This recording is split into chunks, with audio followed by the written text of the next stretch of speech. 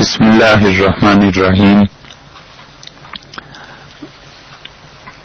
کل کی نشست سے ان دو آیات کی لغوی مباحث چل رہی ہیں اور سننے والوں کے لیے بظاہر یہ خشک موضوع ہے اور ایک حد تک بہت خالص قسم کی علمی باتیں ہیں، لیکن ابتدا میں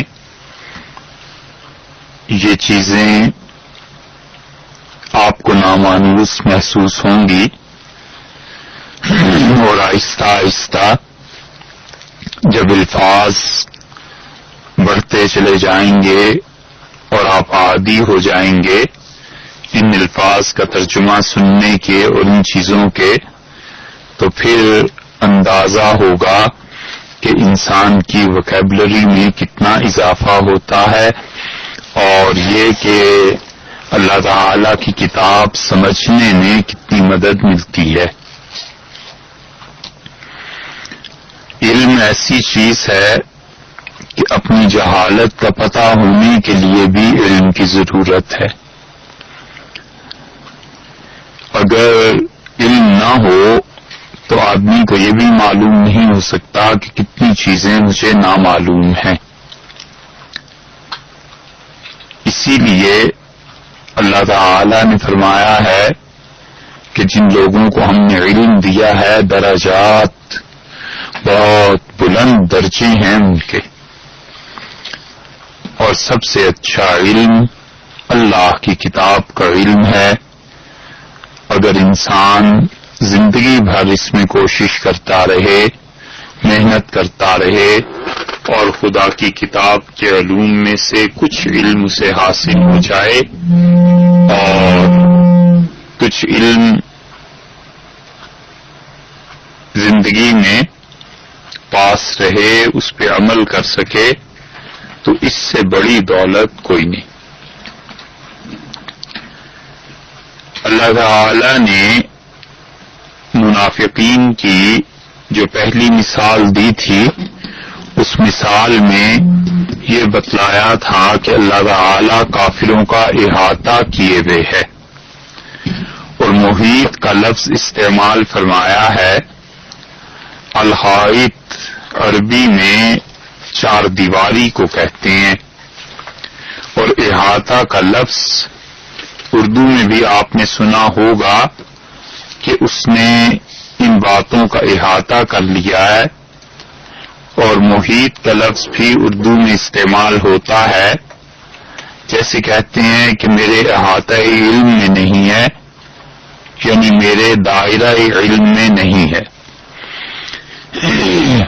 احاطہ اور محیط اور حائط یہ الفاظ عربی زبان میں کبھی تو کسی جسم کا احاطہ کرنے کے معنی میں استعمال ہوتے ہیں اور محاورہ یہ بولتے ہیں کہ احطو بمکان کذا، میں نے فلاں جگہ کا احاطہ کر لیا. حفاظت کے معنی میں بھی آتا ہے اور اللہ تعالی نے اپنے لیے بھی یہ بات ارشاد فرمائی ہے کہ الا انہ بکل شیء محیط. سن رکھو، یاد رکھو کہ تمہارا پروردگار اللہ ہر چیز کا احاطہ کیے ہوئے ہے، یعنی وہ ہر جانب سے لوگوں کی حفاظت کرتا ہے. اسی طرح اللہ تعالی نے ایک اور جگہ فرمایا ہے کہ الا ان یحاط بکم، مگر یہ کہ تم گھیر لیے جاؤ، اور ترجمہ اس کا بامعنی یہ آئے گا کہ تمہیں روک لیا جائے. تو احاطے میں بھی انسان چونکہ رک جاتا ہے اس لیے اس لفظ کو استعمال کیا گیا. قرآن پاک میں یہ بھی آیا ہے جیسے کسی انسان کو اس کے گناہ گھیر لیں تو اللہ تعالی نے فرمایا کہ احاطت بہ خطیئتہ، اس کے گناہوں نے اس کو گھیر لیا. بہت بلیغ جملہ اللہ تعالی نے فرمایا ہے، کیونکہ انسان جب کسی صغیرہ گناہ کا ارتکاب کرتا ہے تو آہستہ آہستہ وہ گناہ اسے کبائر کی طرف لے چلتا ہے، اور کبائر پر پہنچ کے جب اصرار ہو جاتا ہے تو ایک دن ایسا بھی آتا ہے کہ اپنے کبیرہ گناہ کو کچھ نہیں سمجھتا، وہ تو ایسے ہی سمجھتا ہے جیسے کوئی بات ہی نہیں.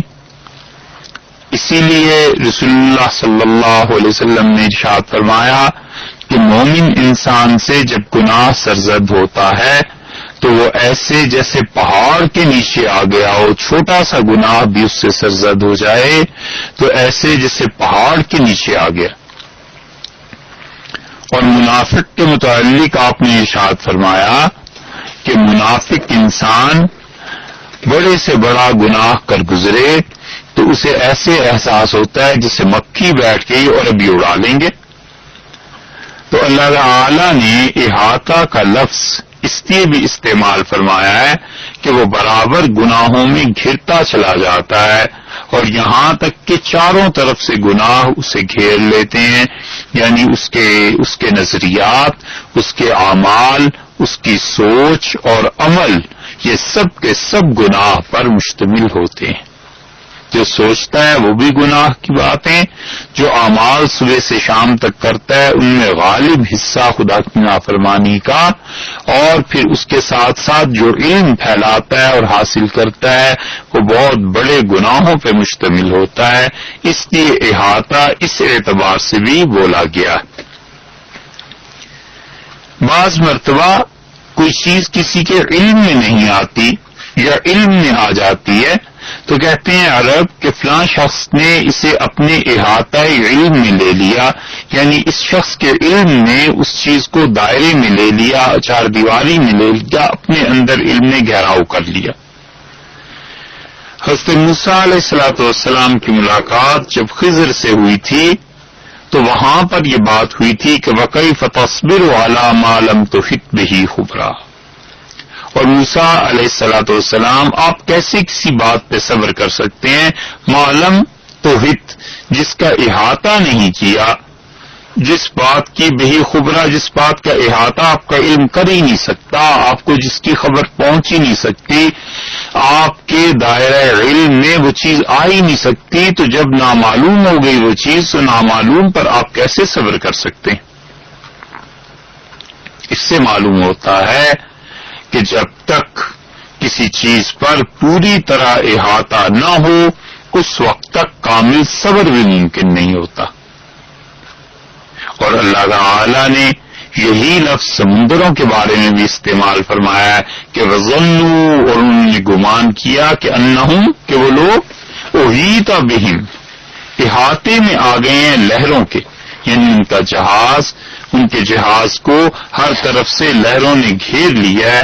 اور اللہ تعالی نے اس طرح کے الفاظ کئی جگہ پر استعمال فرمائے ہیں، عذاب یوم محیط، تم پہ ایسا عذاب آ جائے گا جو تمہارا احاطہ کیے ہوئے.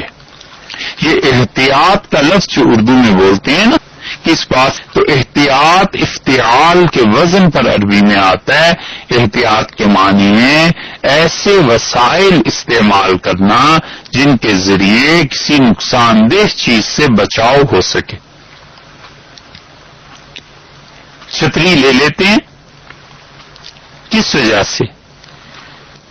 یہ ذریعہ ہے نا، ذریعے استعمال کرنا کہ اس کے ذریعے سے کسی نقصان دہ چیز سے بچاؤ ہو سکے. مثلا دھوپ نقصان دہ ہے تو اس سے بچاؤ ہو جائے گا. کہتے ہیں احتیاطاً آپ چھتری لے چلیے، بادل گھر رہے ہیں تو بادلوں کا گھرنا اس کے معنی یہ ہیں کہ بارش ہونے کے امکانات ہیں، تو ایسے نہ ہو کہ آپ شرابور ہو جائیں. اسی طرح احتیاط بہت جگہ پہ استعمال ہوتا ہے اردو میں، تو اس کا مطلب دراصل یہ ہے کہ ایسے وسائل استعمال کرنا جن وسائل کے ذریعے سے انسان کسی مضر نقصان دہ چیز سے اپنا بچاؤ کر سکے. تو احاطہ کسی چیز کو گھیرے میں لے لینا، چاہے وہ علمی طور پر لے اور چاہے وہ کسی کی ذات کی حیثیت سے ہو. اللہ تعالی نے فرمایا واللہ محیط بالکافرین، اور اللہ تعالی ان کافروں کو گھیرے ہوئے ہے، ان کافروں کا پروردگار نے احاطہ کیے ہوئے ہر طرف سے، کہیں سے باہر نکل نہیں سکتے. اگلی آیت کریمہ اللہ تعالی نے اسی کی تکمیل میں نازل فرمائی ہے، اور اسے شروع فرمایا اللہ تعالی نے یہ کہا ہے کہ یکاد البرق، قریب ہے. کیا چیز؟ البرقو کی یہ بجلی جو کوند رہی تھی، جس کا ذکر اوپر گزر چکا ہے. یکادو یہ قریب ہے. یکادو کا لفظ جو ہے وہ عرب استعمال کرتے ہیں کس معنی میں؟ قادہ، فعل مقارب. یہ فعل مقارب ہے، یعنی کسی فعل کے قریب الوقوع ہونے کو بیان کرنا. قاد یفعل، قریب تھا کہ وہ اس کام کو کر گزرے. ہماری زبان میں بولتے ہیں نا، بس کرنے ہی والا تھا، وہ تو گرنے ہی والا تھا کہ اسے بچا لیا گیا. تو قادہ کے معنی یکادو کرنے والا تھا، قریب تھا. اللہ تعالی نے فرمایا ہے نبی کریم صلی اللہ علیہ وسلم کے متعلق وَإِن كَادُوا لَيَفْتِنُونَكَ، اور قریب تھا، بالکل ممکن تھا کہ یہ لوگ آپ کو آپ کے راستے سے ہٹا دیتے، مگر اللہ تعالی نے مہربانی فرمائی. ایک جگہ فرمایا ہے کہ جو لوگ اللہ کے لیے بیٹے کا اقرار کرتے ہیں، اس کفر کا ارتکاب کرتے ہیں، تکاد السماوات یتفطرن، قریب ہے کہ آسمان اتنے بڑے جملے سے پھٹ جائیں، پہاڑ ٹکڑے ٹکڑے ہو جائیں. یہ اتنا کفر کا جملہ منہ سے بکتے ہیں. یہی لفظ یہاں پر استعمال فرمایا. اللہ تعالی نے فرمایا یکادو، قریب ہے کہ البرق وہ بجلی یخطف ابصارہم، اچک لے. یخطف خطفہ سے نکلا ہے، اور خطفہ کے دونوں معانی لغت میں کیے گئے ہیں. خطفہ یخطف خطفن، کسی چیز کو اچانک اچک لینا، جلدی سے، سرعت سے. اللہ تعالی نے ملائے اعلیٰ کے متعلق استعمال فرمایا ہے. ملائے اعلیٰ اللہ کے فرشتوں کی وہ جماعت جو اللہ کے فیصلے آسمانوں سے نازل ہوتے ہیں، وہ وہاں آتے ہیں. اور ملائے اعلیٰ میں اللہ کے فیصلے نازل ہوتے ہیں، فرشتوں کو بھیجے جاتے ہیں، فرشتے اس پہ گفتگو کرتے ہیں، بات چیت کرتے ہیں. ملکوں کا باقی رہنا، توڑنا، حکومتوں کے نظام کا چلنا، حکومتوں کا بننا، ٹوٹنا، وہاں آتے ہیں. وہ ملائے اعلیٰ ایسی چیز ہے کہ نبی کریم صلی اللہ علیہ وسلم کی آمد مبارکہ سے قبل وہاں سے شیطان بعض اوقات. تو اللہ تعالی نے یہ فرمایا کہ الا من خطف الخطفۃ، اور ہاں کوئی خبر جو شیطان اچک لیتا ہے وہاں سے یہ فرشتوں کی باتوں سے، فَأَتْبَعَهُ شِهَابٌ ثَاقِبٌ، تو اوپر سے پھر مارے جاتے ہیں اس کو شہاب ثاقب. یہ جو ستارے ٹوٹتے ہیں، بعض اوقات ستارہ اس وجہ سے بھی ٹوٹتا ہے، اور بعض اوقات اللہ کا ایک نظام ہے جو سائنس میں ہے، ٹیکنالوجی جس کی بتاتی ہے، خبر دیتی ہے، اس کے تحت ہوتا ہے. لوگوں کے متعلق اللہ نے فرمایا وَيُتَخَطَّفُ النَّاسُ مِنْ حَوْلِهِمْ، اور مکہ کو اللہ نے اتنا امن دیا ہے کہ یہاں سے اچانک ایک دم سے کوئی نہیں اٹھا لیا جاتا.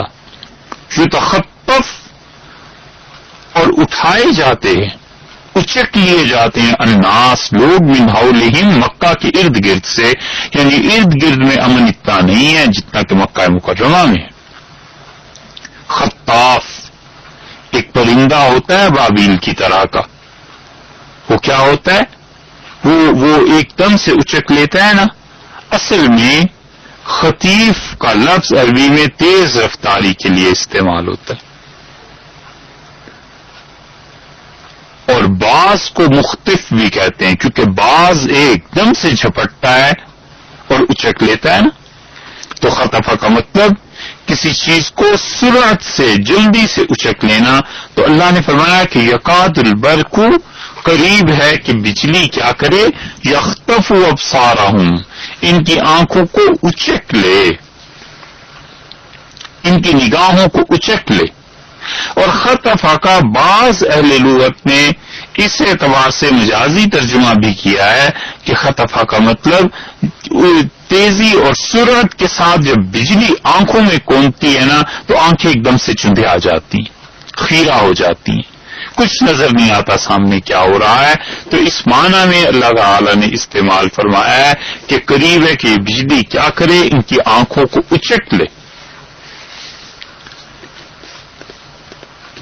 کلما، جب بھی اضاء، یہ بجلی کیا ہوتی ہے، چمکتی ہے، اضاء روشن ہوتی ہے، تو کیا کرتے ہیں، لہم مشوا فیہ، یہ اس میں لہم ان کے لیے مشوا فیہ، اس میں چلنا شروع کر دیتے ہیں. چلنا شروع کرنا یعنی جب بھی بجلی کو دیکھتے ہیں کہ اس نے کوئی راہ دی ہے تو اس راہ پر چلنا شروع کر دیتے ہیں. اور وَإِذَا أَظْلَمَ، اور جب ازلم اندھیرا چھا جاتا ہے، اندھیرا ہو جاتا ہے، علیہم ان کے اوپر، قاموا یہ کھڑے ہو جاتے ہیں. تو ان کی کیفیت کو بیان کیا، مشی کو، ان کے چلنے کو. اور مشی عربی میں کہتے ہیں کہ کسی ایک مقام سے دوسرے مقام کی طرف اپنے ارادے کے ساتھ منتقل ہونا.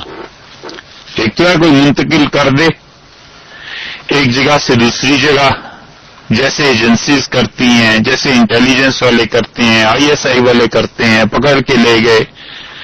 کوئی پوچھنے والا تھوڑا ہی ہے، جنگل ہے نا، اس میں تو بادشاہ حکمران ہے، جو چاہے سو کرے.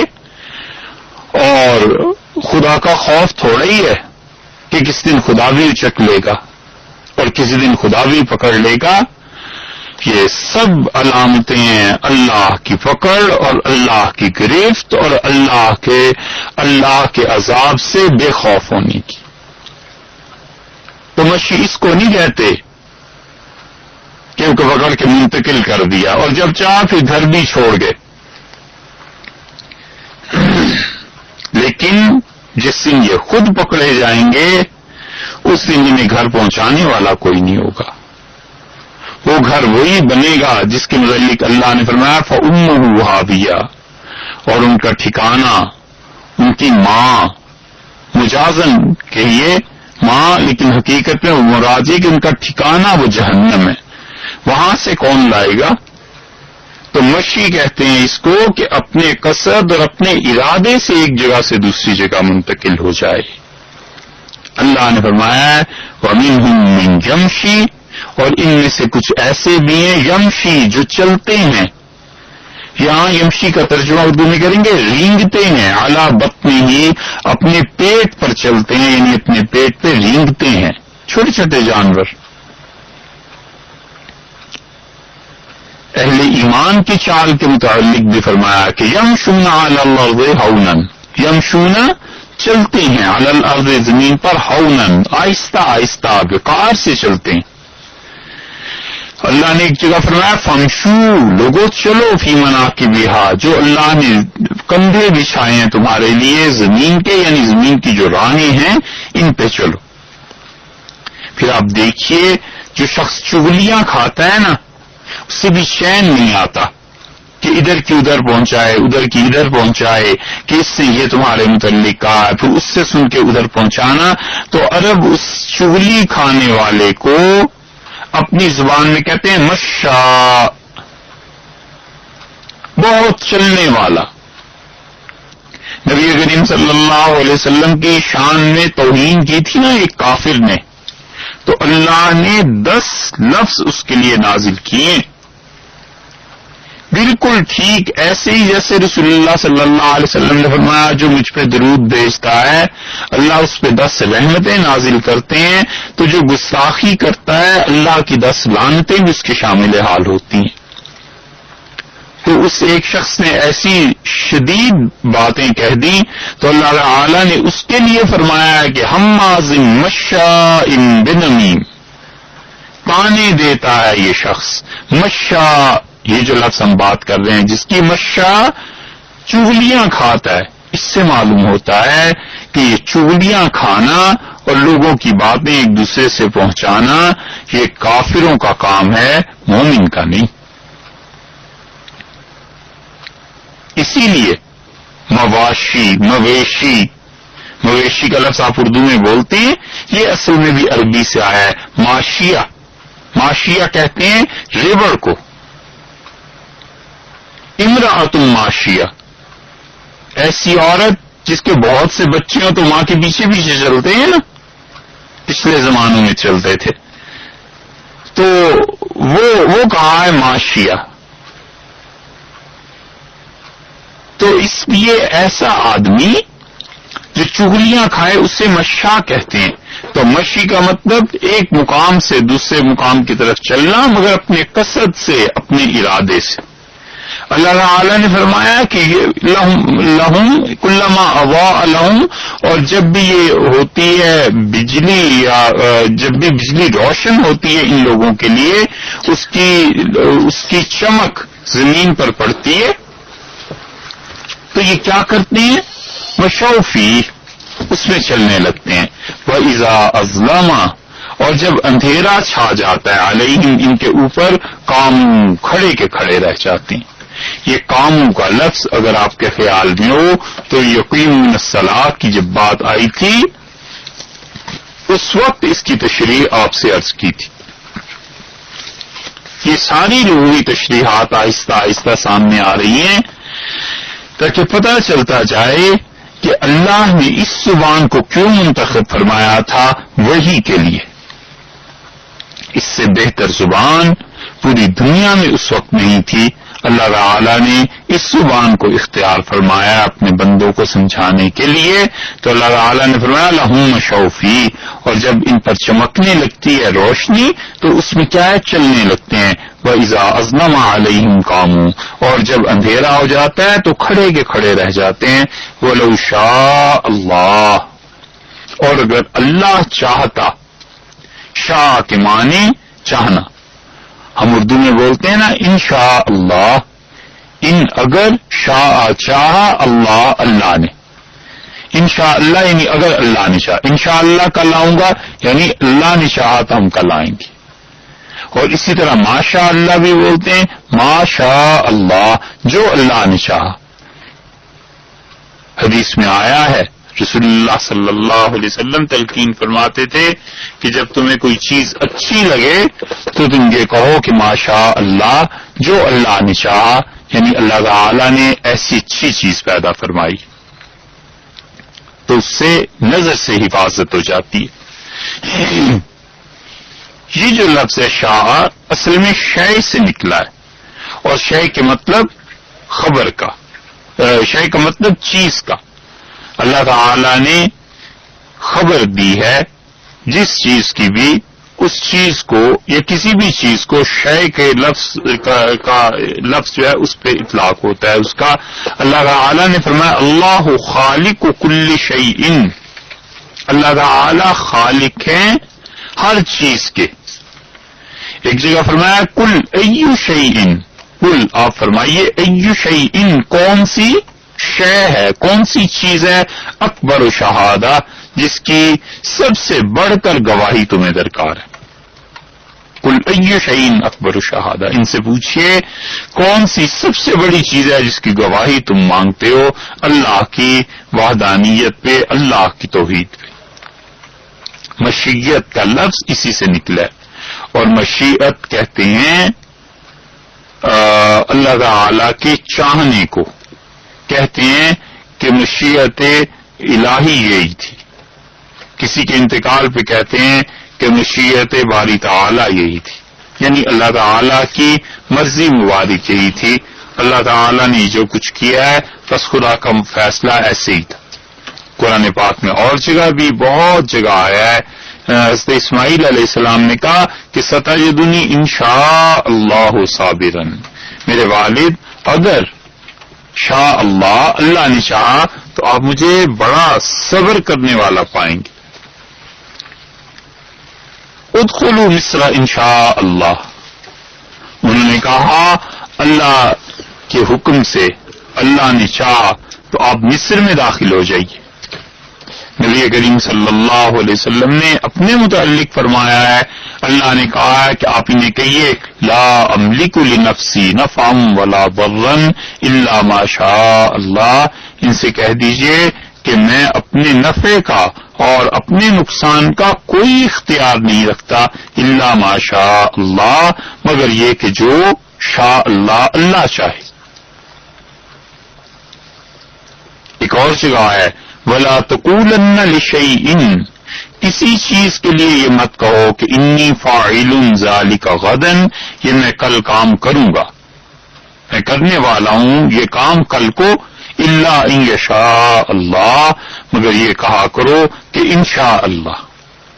حدیث میں اسی لیے آیا ہے کہ حضرت سلیمان علیہ السلام ایک واقعے میں انشاء اللہ انہیں کہنا تھا اور وہ بھول گئے اور ان کا کام وہ پورا نہیں ہوا. تو یہ شاء کے معنی چاہنے کے ہیں. اللہ تعالی چاہے کسی چیز کو تو اس لیے فرمایا کہ ولو شاء اللہ، اور اگر اللہ چاہتا لذهب بسمعهم، تو اللہ تعالی کیا کرتا ان کی سماعت کو لے جاتا. ذهب کے معنی پہلے گزر چکے.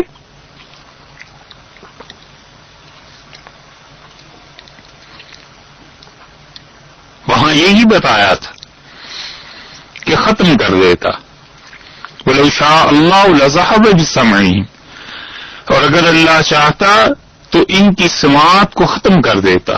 وَأَبْصَارِهِمْ، اور ان کی آنکھوں کو، نگاہوں کو ختم کر دیتا. إِنَّ اللَّهَ، بلا شک و شبہ اللہ، عَلَى كُلِّ شَيْءٍ قدیر، ہر ایک چیز پر قدرت رکھتا ہے. یہ تھی جناب دو مثالیں، جن میں سے پہلی مثال تو گزر چکی اور اس کی تشریح بھی گزر چکی. یہ دوسری مثال تھی جس کے دو حصے کیے گئے. دو حصوں سے مراد یہ ہے کہ دو آیات ہیں اور ان آیات کا ترجمہ اور لغوی تشریح آپ نے سن لی. اب کچھ اس کی تشریح بھی سن لیجیے. اللہ تعالی نے یہ دوسری مثال دی ہے دوسری قسم کے منافقوں کے لیے، یا منافقوں کی قسم ایک ہی ہے مگر اللہ نے ان کو سمجھانے کے لیے دو مثالیں دی. دونوں طرح مفسرین نے اس کی تفسیر لکھی ہے. کچھ کا خیال یہ ہے، اور اصل مسئلہ جو شروع ہوا ہے وہ او کے لفظ سے شروع ہوا ہے، جہاں سے ان دو آیات میں سے پہلی آیت مبارکہ شروع ہوتی ہے.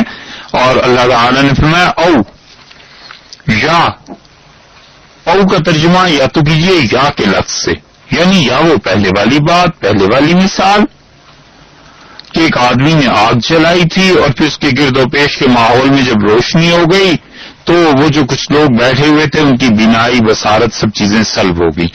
اور یا وہ مثال لے لو یا یہ کہ ہم آگے یہ مثال بیان کرتے ہیں، یہ سمجھ لو. تو او کا مطلب یا گویا کہ اختیار دیا گیا کہ دونوں میں سے کوئی ایک مثال بھی تم سمجھو. تو منافقین کا حال یہ ہے. اور یا پھر اس او کو واو کے معنی میں لیا جائے کہ اللہ تعالی نے فرمایا کہ وہ پہلی قسم کے منافق کہ جن کے گرد و پیش میں روشنی ہو گئی اور پھر وہ چل نہیں سکے اور پھر اللہ نے ان کا نور بصارت جو تھا وہ سلب کر دیا اور انہیں اندھیروں میں چھوڑ دیا، وہ بہرے، گونگے اور اندھے ہو گئے. ان لوگوں کو اور ان کی مثال یہ ہے کصیب من السماء، جیسے آسمان سے پانی برسا.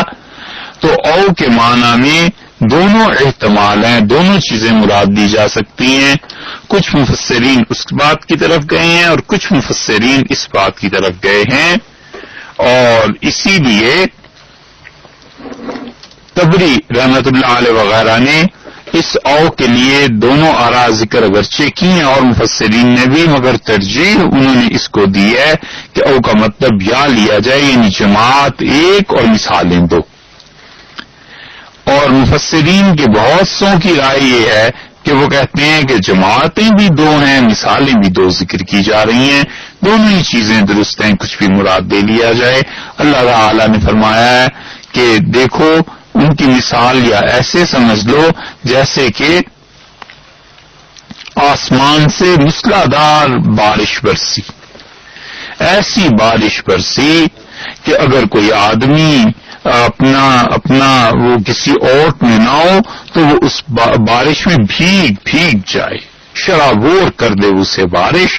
تو اللہ تعالی نے فرمایا ہے کہ وہ کصیب من السماء، آسمان سے موسلادھار بارش برسی، یعنی مسلسل وحی نازل ہوئی. یہاں وحی کو تعبیر کیا گیا ہے بارش سے.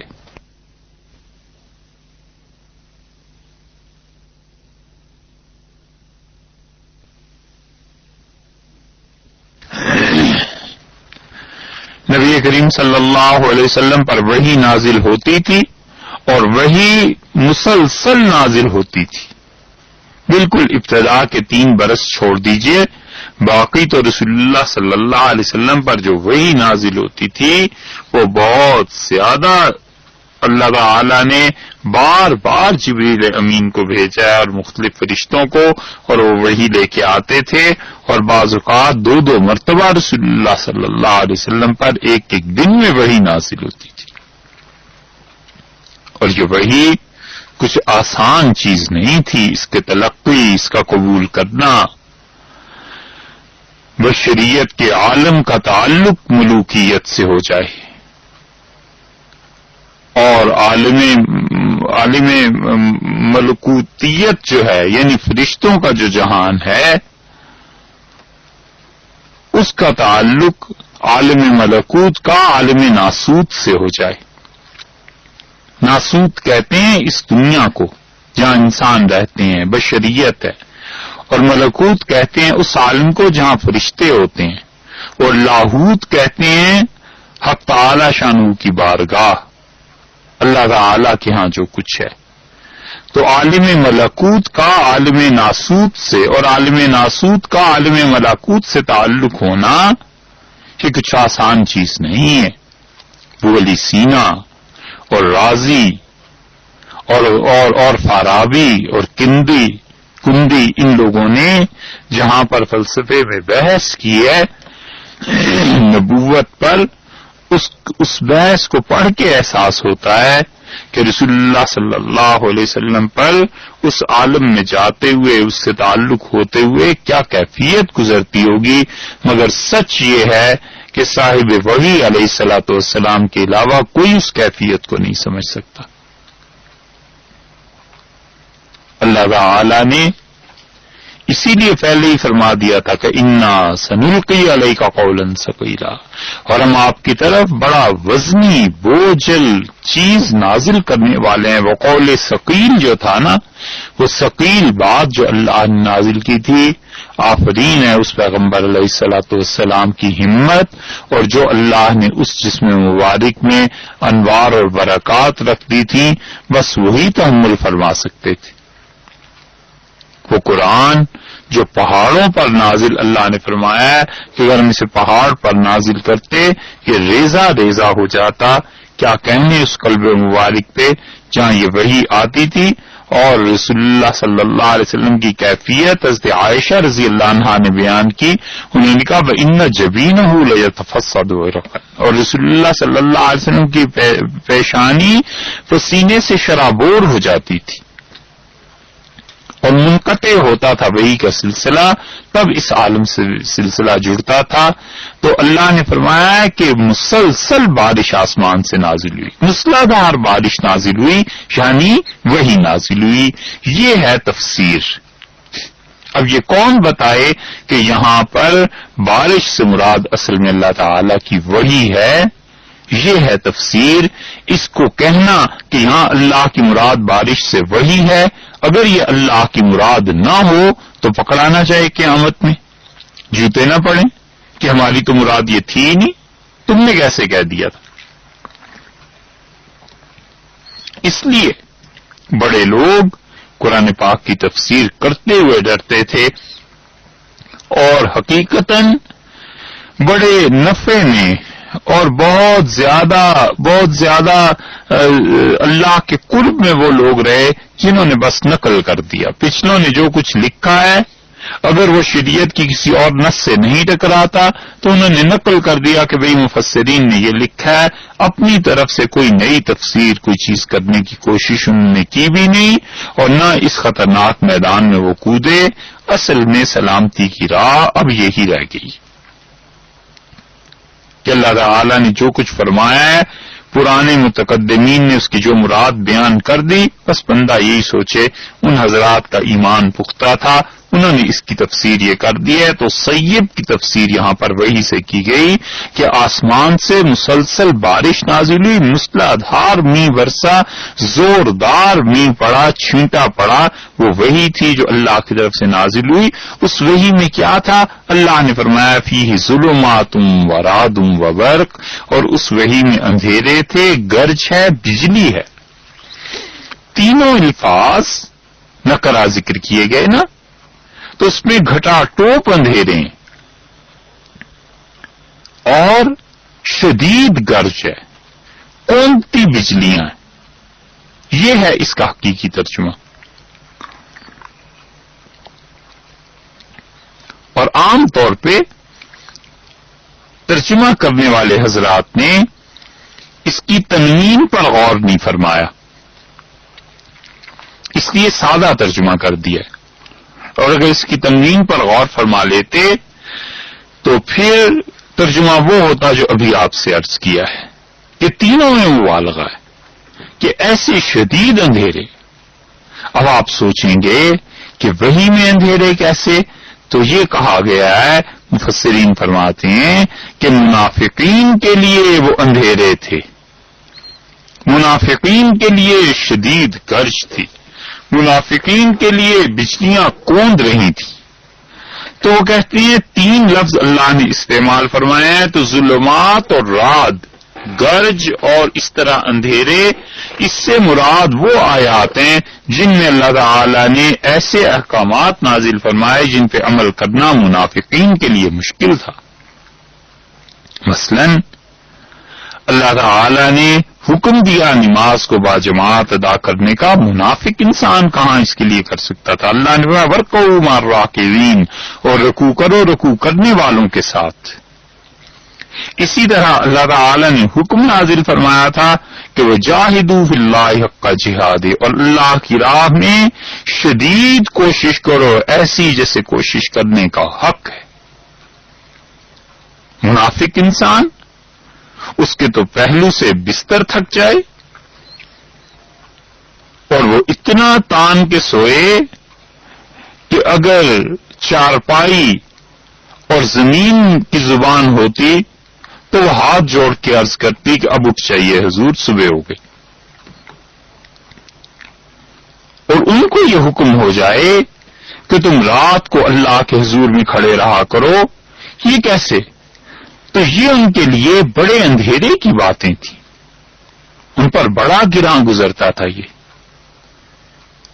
تو اس لیے یہ جو آیت کریمہ ہے اس میں ظلمات اور رعد یہ جو ہے اس کی تفسیر کی گئی ہے کہ وہ کہتے ہیں کہ اللہ تعالی نے انہیں اصل میں یہ کہا کہ شرعی تکالیف جو تمہیں دی جا رہی ہیں ان پہ عمل کرو، اور قرآن نے کئی ایک چیزوں کی وعید نازل کی کہ اگر یہ کرو گے تو یہ ہو جائے گا، یہ کرو گے تو یہ ہو جائے گا، اگر رسول اللہ صلی اللہ علیہ وسلم کو دھوکہ دینے کی کوشش کرو گے تو یاد رکھو یہ اللہ کو دھوکہ دینے کے لیے تم کوششیں کر رہے ہو۔ اس قسم کی چیزیں ان پہ بڑی گراں گزرتی تھی۔ وہ برق، اور اللہ نے فرمایا ہے کہ اس میں بجلیاں بھی تھی، بجلی بھی تھی، بجلیاں کونتی تھی۔ بجلی کوننے میں تفسیر یہ کی گئی ہے کہ وہ کہتے ہیں ایسی آیات تھی جنہیں دیکھ کر انہیں حوصلہ ہوتا تھا، ہمت بن جاتی تھی۔ اللہ تعالی نے مثلاً فرما دیا کہ اولم یروا انا ناتی الارض ننقصها، اور ان لوگوں نے غور نہیں کیا کہ ہم زمین کو کم کرتے چلے جا رہے ہیں،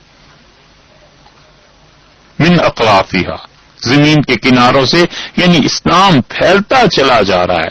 کہاں ایک مکہ مکرمہ، اور اس میں بھی پوری طرح لوگ تو پوری طرح کیا، بہت کم لوگ ایمان لائے۔ کہاں پھر اسلام پھیلا ہے، اور مدینہ منورہ، اور پھر باہر نکلا ہے تو عراق، شام، مصر، دوسری طرف آپ افریقہ کو دیکھیے، الجزائر، مراکش، تونس، اور ادھر کو دیکھیے تو یہ بر صغیر اور اس کی قرب و جوار، یہ سارے کا سارا اسلام میں آیا۔ تو اسلام پھیلتا جا رہا تھا، زمین تنگ ہوتی جا رہی ہے کفر کے لیے۔ تو اللہ نے فرمایا کہ دیکھو ہم اس اسلام کو پھیلائیں گے۔ تو انہیں خیال ہوتا تھا کہ اسلام جب پھیلے گا تو فائدہ بھی تو بہت ہوگا، غنیمت کا مال بھی تو ملے گا، زمینیں بھی تو ملیں گی، اسی طرح اور دنیاوی منافع حاصل ہوں گے۔ تو یہ جو برق تھی نا، یہ جو لالچ تھی، یہ جو امید تھی، یہ جو روشنی میں جیسے کوئی انسان سفر طے کرتا ہے، ان کے لیے امید کی باتیں تھیں، یہ بھی اس میں ہے، وہی میں۔ تو اللہ تعالی نے فرمایا یجعلون اصابعهم فی آذانہم، اور یہ کیا کرتے ہیں، اپنے کانوں میں انگلیاں ٹھونس لیتے تھے۔ کس وقت؟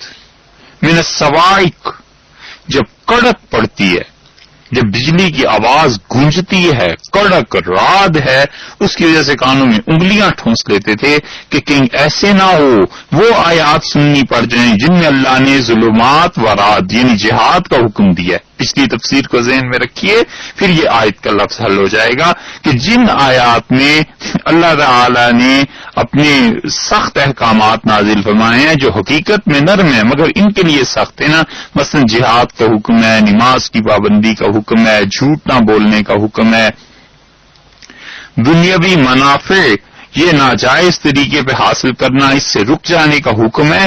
اللہ نے فرمایا اپنی کانوں میں انگلیاں ٹھونس لیتے ہیں، یعنی ٹھیک ایسی مثال جیسے اردو میں دیتے ہیں کہ وہ بلی کو دیکھ کے اور کبوتر اپنی آنکھیں بند کر لیتا ہے کہ بس جیسے کہ گویا موت آئے گی ہی نہیں، جیسے کہ یہ خطرہ لاحق ہی نہیں ہوگا۔ بالکل اس طرح ہی یہ منافق کرتے تھے کہ اپنے کانوں میں انگلیاں ٹھونس لو، نہ تم سنو نہ تمہیں عمل کرنا پڑے۔ اب بھی بہت سے ایسے مل جائیں گے جو کہتے ہیں جی جتنا قرآن اور حدیث پڑھ لو اتنا علم زیادہ ہو جاتا ہے، پھر عمل بھی کرنا پڑتا ہے، لہذا بہتر ہے سنیے ہی نہیں۔ یہ تو بہت عمدہ فارمولہ ہے صاحب۔ کسی انسان کو زکام لگ جائے تو ڈاکٹر کی بالکل نہ سنے، اس لیے کہ پھر کڑوی گولیاں کھانی پڑیں گی، پھر اس کے سائیڈ ایفیکٹس ہو جائیں گے، پھر اور مسئلہ بڑھ جائے گا۔ تو بس گلنے سڑنے دے اپنے آپ کو بھی کہ نہ ڈاکٹر کی بات مانے اور نہ تکلیف اٹھانی پڑے۔ حالانکہ حقیقت یہ ہے کہ اگر نہیں سنے گا تو اپنا ہی نقصان کرے گا نا، کچھ کا کچھ ہو جائے گا۔ اللہ نے فرمایا حذر الموت، موت کے ڈر سے ان کو موت لگتی ہے شریعت کے احکامات پر عمل کرنا۔ یہ ان منافقین کا حال ہے کہ کہیں ایسے نہ ہو کہ دل میں ایمان آ جائے، اور یہ بہت مرتبہ نفاق میں ہوا کرتا ہے کہ شریعت کے کسی حکم کا نہ سنو، اگر سنو گے تو ایسے نہ اس پہ عمل کرنا پڑ جائے۔ ان منافقوں کے لیے کوئی رسول اللہ صلی اللہ علیہ وسلم کو ترجمہ نہیں کرنا پڑتا تھا، وہ تو ڈائریکٹ عربی میں سمجھ آتی تھی۔ دوسری جگہ بھی آیا ہے، اللہ تعالی نے کافروں کے متعلق فرمایا ہے کہ کافروں کے سامنے جب ہماری کتاب پڑھی جاتی ہے تو یہ کہتے ہیں والخوفی، شور مچاؤ، اونچا اونچا بولو، تاکہ نہ قرآن تمہاری سمجھ میں آئے، نہ قرآن کو تم سنو نہ عمل کرو، بس ٹھیک ہے۔ اور یہ منافقت کا حال ایسے ہی ہو جاتا ہے کہ قرآن پاک کو سنے ہی نہ جائے اور قرآن کے احکامات کو اس پر عمل ہی نہ کیا جائے۔ قرآن پاک کے احکامات اور یہ جو چیزیں ہیں ان کو نہ سننے سے کیا اللہ کے ہاں جو کسی انسان کی ڈیوٹی اور اس کا فرض ہے وہ ختم ہو جائے گا، ساقط ہو جائے گا؟ یہ ایسے ہی ہے، اسی طرح سے جس طرح بہت سے لوگوں کا خیال یہ ہے کہ وہ کہتے ہیں کہ قرآن پاک کی ایسی تفسیر، ایسی تشریح نہ کی جائے جس سے کسی کے مفاد پہ، کسی کے عقیدے پہ زد پڑتی ہو۔ بس قرآن کی یہ آیتیں اچھی ہیں کہ نماز پڑھو، روزے رکھو، حج کرو، حج کے احکامات ہیں، بس یہ کرتے رہو۔ اور یہ آیت تو بہت ہی اچھی ہے کہ 2 3 4 سے شادی کر سکتے ہو، اس کے تو کہنے ہی کیا۔ اور وابتغوا من فضل اللہ، اور اللہ کا فضل تلاش کیا کرو، جمعہ پڑھ کے بھی تجارت کرو، نماز کے بعد بھی دکانیں کھولو۔ تو یہ آیات بہت اچھی ہیں، بس یہ قرآن قابل قبول ہے۔ اور وہ قرآن جو یہ کہہ دے کہ اللہ کے راستے میں جہاد کرو، اور وہ قرآن جو یہ کہہ دے کہ خدا کے دشمنوں کے ساتھ کبھی دوستی مت کرنا، اور وہ قرآن جو یہ کہہ دے کہ لا تتخذوا الذین اتخذوا دینکم ہزوا ولعبا من الذین اوتوا الکتاب من قبلکم، کبھی ان لوگوں کو اپنا دوست نہ جاننا جنہیں تم سے پہلے ہم نے اپنی کتاب دی تھی، اور ان عیسائیوں اور یہودیوں نے اپنے دین کو کھیل تماشا بنا لیا۔ واتقوا اللہ، ڈرو اللہ سے ان کنتم مومنین، اگر تم ایمان والے ہو تو ان عیسائیوں اور یہودیوں کی دوستی میں نہ آ جانا۔ یہ قرآن تو ذرا مشکل ہے نا، اور یہ قرآن تو اس سے بھی زیادہ مشکل ہے کہ اللہ نے فرمایا بشر المنافقین بان لهم عذابا الیما، اور آپ ہماری طرف سے خوشخبری سنائیے ان منافقین کو کہ ان کے لیے اللہ نے دکھ کی مار، دکھ کا عذاب رکھا ہوا ہے۔ اور کون منافق ہیں؟ الذین یتخذون الکافرین، جو کافروں کو بناتے ہیں اولیاء من دون المومنین، ایمان والوں کو چھوڑ کے ان کو اپنا دوست بناتے ہیں۔ کافروں کو کیوں کوئی دوست بناتا ہے؟ اور کافروں کے ہاں سے گرین سگنل کا کیوں انتظار کیا جاتا ہے؟ اور جو وہ کہہ دیں اس پر بار بار لبیک کیوں کہا جاتا ہے؟ اللہ نے فرمایا ہے منافق جو کافروں سے دوستی کرتا ہے ایبتغون عندهم العزہ، یہ ان کے ہاں سے عزت چاہتے ہیں، اقتدار چاہتے ہیں، غلبہ چاہتے ہیں۔ سورہ نساء میں دیکھیے، یہ آئینہ جب قرآن میں نظر آتا ہے نا تو یہ قرآن قابل قبول نہیں ہے۔ کہتے ہیں مولوی صاحب ایسی تشریح کیا کیجئے سب کے لیے ٹھیک ہو جائے، اور جو شخص حق کے لیے قربانی کی بھیٹ نہیں چڑھتا، اور جو شخص اپنی ایمان کی وجہ سے مار نہیں کھاتا، اس شخص کو 1000 بار سوچنا چاہیے کہ میرا ایمان کہیں ایسے تو نہیں ہے کہ اللہ کے یہاں قبول نہ ہو۔ یہ ہوا ہی نہیں کبھی آج تک تاریخ میں، اور نہ ہو سکتا ہے کہ کوئی شخص مومن ہو اور پھر وہ آزمائش میں نہ مبتلا کیا جائے۔ اللہ اس کی زندگی میں ایک وقت ایسا لاتا ہے جب اسے کلیئر کٹ کہنا پڑتا ہے کہ اللہ میں تیرے ساتھ ہوں، ایمان کے ساتھ ہوں، اور پھر اس کے لیے تکالیف اور تنگی اور پریشانی سے برداشت کرنی پڑتی۔ اسی لیے نبی کریم صلی اللہ علیہ وسلم حدیبیہ میں جب آئے، اور حدیبیہ کی جب وہ صلح ہوئی ہے تو اس میں حضرت ابو جندل رضی اللہ عنہ نے رسول اللہ صلی اللہ علیہ وسلم سے عرض کیا کہ میں آپ کے سامنے ہوں، اور آپ دیکھتے ہیں میرے باپ نے میرا جینا دوبر کر دیا ہے اس اسلام کے لیے، ایمان کے لیے، اور اسی وجہ سے حضرت عمر رضی اللہ عنہ ان کے ساتھ ساتھ چلتے رہے، اور ادھر سے خالد ابن ولید اور ادھر سے حضرت عمر رضی اللہ عنہ چاہتے تھے کہ ان کافروں کے 2 ہاتھ ہو جائیں، خالد رضی اللہ عنہ چاہتے تھے ان مسلمانوں سے 2 ہاتھ ہو جائیں۔ تو رسول اللہ صلی اللہ علیہ وسلم نے فرما دیا سب کے سامنے کہ ابو جندل ہمارا معاہدہ ہو گیا، مراد یہ تھی کہ ابھی بات چیت جو ہو رہی ہے معاہدہ ہو جانے کا امکان ہے تو ہم تو تمہیں اپنے ساتھ مدینہ منورہ نہیں لے جا سکتے تھے. تو انہوں نے اپنے آپ کو مسلمانوں کے سامنے پیش کر دیا. اور جب رسول اللہ صلی اللہ علیہ وسلم کا ابو جندل تم واپس جاؤ تو حضرت عمر رضی اللہ عنہ کھڑے ہو کے چل پڑے ان کے ساتھ کہ گویا انہیں چھوڑنے کے لیے جا رہے ہیں اور اپنی تلوار کا قبضہ ان کے ساتھ ساتھ لگاتے تھے. مطلب یہ تھا کہ یہ تلوار کھینچو اور مارو اپنے باپ کو، یہ کافر جو چل رہا ہے.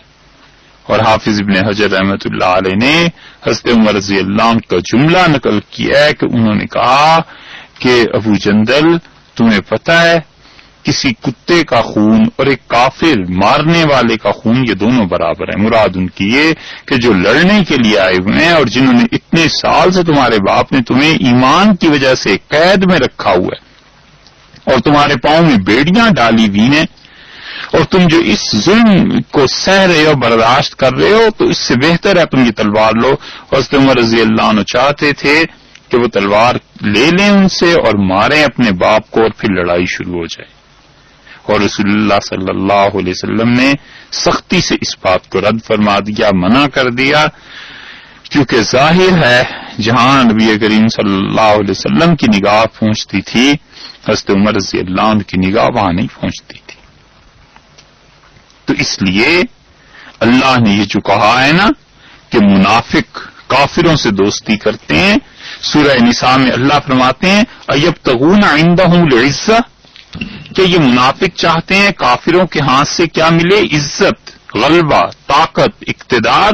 فإن العزة للہ جميعا، تو لوگوں غلبہ، اقتدار اور طاقت اور چھا جانا یہ تو سب اللہ کے لیے. کافروں کیا تم اقتدار ڈھونڈتے ہو؟ وہاں سے کیا ملے گا؟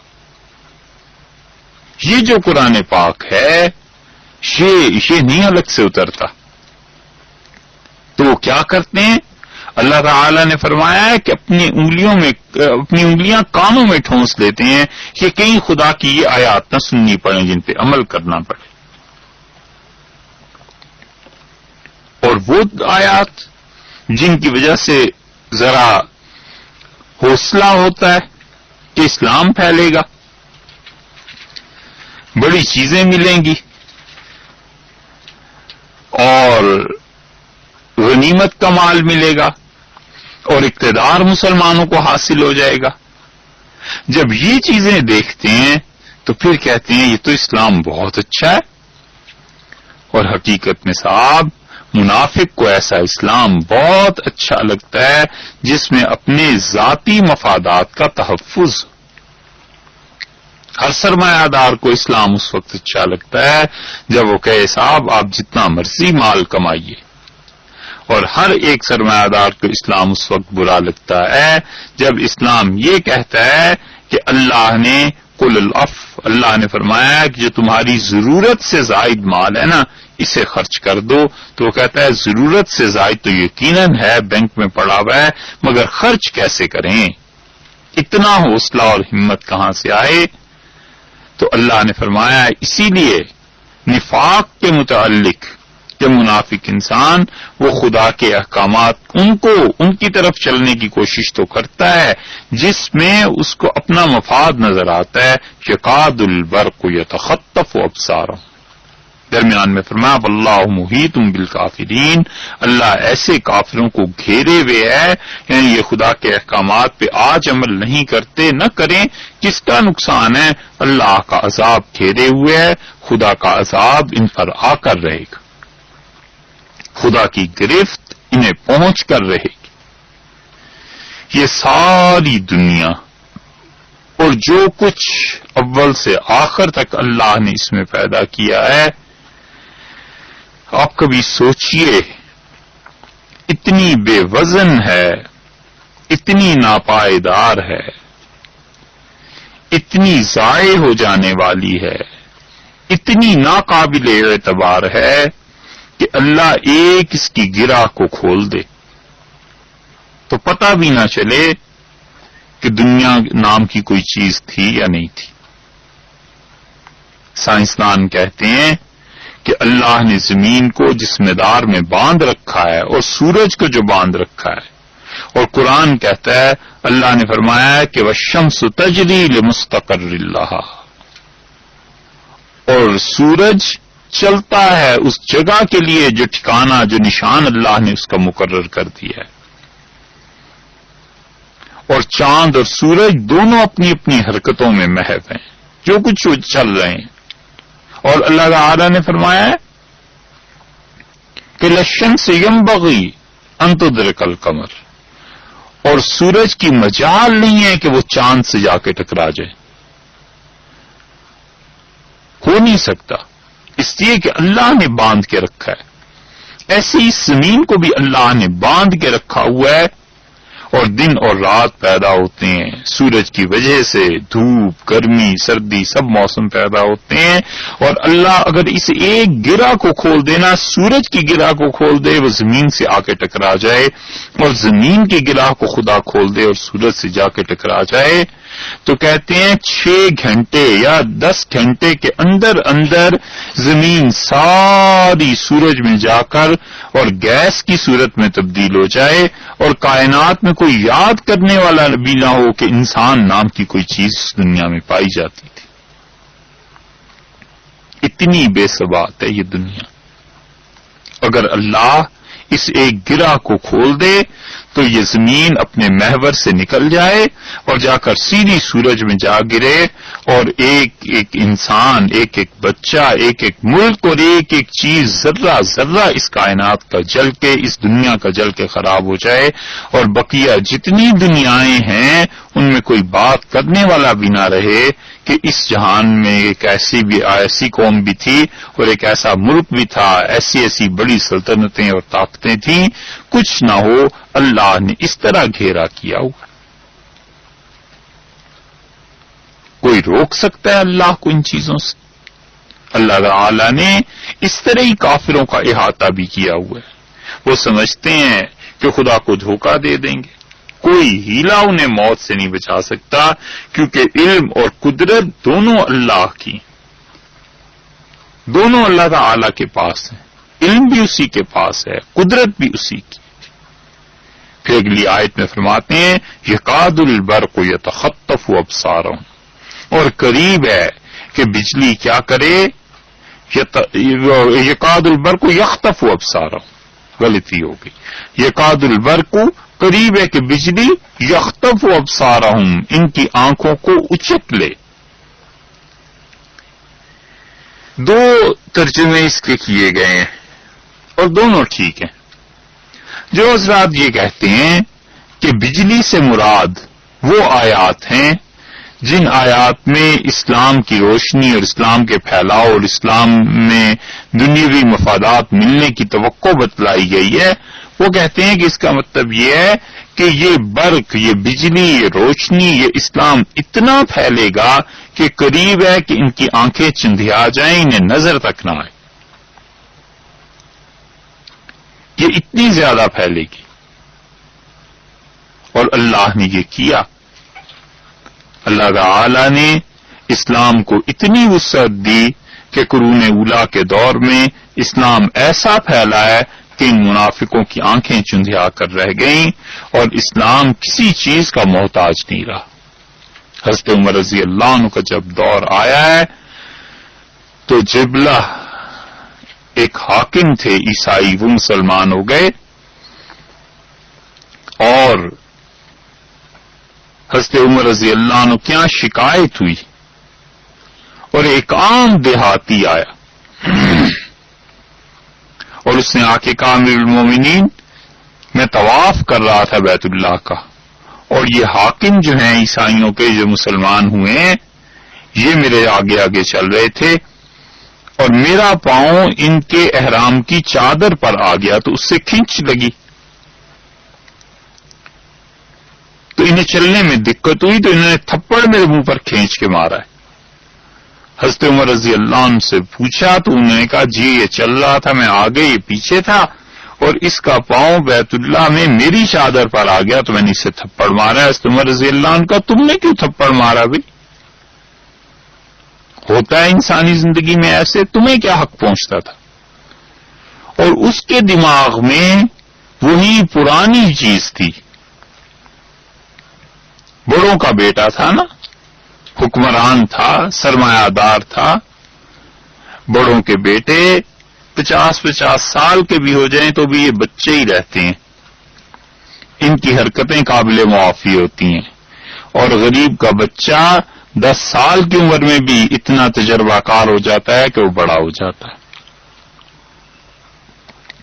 تو بڑوں کے بچے 60 سال میں بھی بچوں جیسی حرکتیں کرتے ہیں. اس نے کیا یہ کہ تھپڑ مار دیا. دور تو حضرت عمر رضی اللہ عنہ کا تھا، انہیں کس بات کا ڈر تھا؟ حضرت عمر رضی اللہ عنہ دیکھا جب مقدمہ ٹھیک ہے، دعویٰ ٹھیک ہے، سب چیزیں، تو انہوں نے حکم دیا پکڑو اس کے ہاتھوں کو، اور پولیس والوں نے اس کے ہاتھوں کو پکڑا. حضرت عمر رضی اللہ عنہ دیہاتی سے کہا تم بھی ایسے ہی تھپڑ مارو جیسے اس نے تھپڑ مارا تھا. اس نے بھی کھینچ کے ویسی ہی لگائی اور چل پڑے. حضرت عمر رضی اللہ عنہ کا جاؤ. اس نے کہا امیر المومنین میں اسلام چھوڑ دوں گا اگر میرے ساتھ یہ ہوا. یہ مار سے پہلے حضرت عمر رضی اللہ عنہ فرمایا مجھے کوئی پرواہ نہیں ہے تم اسلام چھوڑتے ہو یا رکھتے ہو، مجھے یہ پتا ہے کہ اللہ مجھ سے پوچھے گا اس تھپڑ کا تو میں خدا کو کیا جواب دوں گا. وہ تھپڑ پڑا، وہ چلا گیا اور جا کر پھر عیسائی ہو گیا. لیکن حضرت عمر رضی اللہ عنہ نے جو اللہ کا حکم تھا اسے برقرار رکھا اور خدا کا حکم ایسے ہی رہا.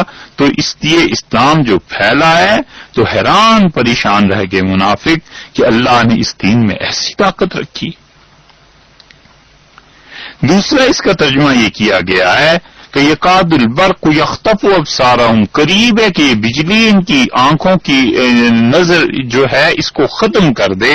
یعنی مراد یہ ہے کہ یہ اتنی تیز روشنی ہے کہ لوگ اندھے ہو جائیں گے، مٹ جائیں گے، ختم ہو جائیں گے. دونوں صورتوں میں سے کوئی بھی مراد لے لی جائے، دونوں طرف مفسرین گئے ہیں. کلما اضاء لهم مشوا فیہ، اللہ نے فرمایا جب یہ بجلی چمکتی ہے تو اس کی روشنی میں چلنا شروع کر دیتے ہیں. جب رسول اللہ صلی اللہ علیہ وسلم پر ایسی آیات نازل ہوتی ہیں تو یہ کیا کرتے ہیں، پھر ان کے دل میں آتی ہے کہ بڑا عرصہ ہم کفر سے بھی بدتر حرکت نفاق کی کرتے رہے، چلو اب پتہ چل رہا ہے کہ مسلمان عروج میں آ جائیں گے، انہیں غلبہ مل جائے گا، طاقت مل جائے گی، چلیے ان سے بھی ہاتھ ملا لیتے ہیں. ان کی طرف جھک جاتے ہیں. پہلے بھی ایمان تو تھا نہیں، کفر تھا، مگر کفر میں دنیاوی نفع اتنا نہیں تھا. آج ایمان لا کے دنیاوی نفع مل رہا ہے تو چلیے ایمان لانے میں کیا حرج ہے. یہ تھی نفاق کی پالیسی، اور اللہ تعالی نے اس آیت کریمہ میں اس کا رد فرمایا ہے.